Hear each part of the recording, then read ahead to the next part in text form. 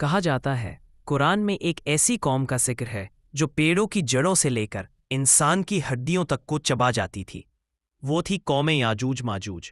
ان کا قدم زمین پر پڑتا تو مٹی جل اٹھتی تھی، ہوا ان کا نام سن کر کانپ جاتی تھی۔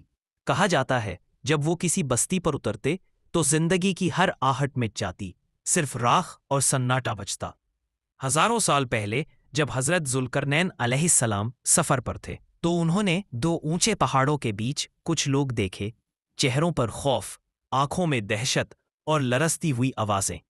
انہوں نے کہا، اے ذوالقرنین، یاجوج ماجوج ہمیں نگل جانے کو آتے ہیں، ہمارے اور ان کے بیچ ایک دیوار بنا دو تاکہ ہم زندہ رہ سکیں۔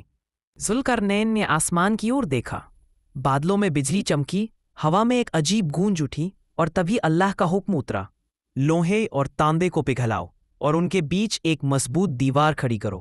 دن رات پگھلا لوہا بہتا رہا، آگ کی لپٹیں آسمان کو چھونے لگی، اور جب آخرکار دیوار کھڑی ہوئی تو اس کے پیچھے سے یاجوج ماجوج کی دہاڑ گونجی، جیسے کوئی آگ کے سمندر میں قید ہو گیا ہو۔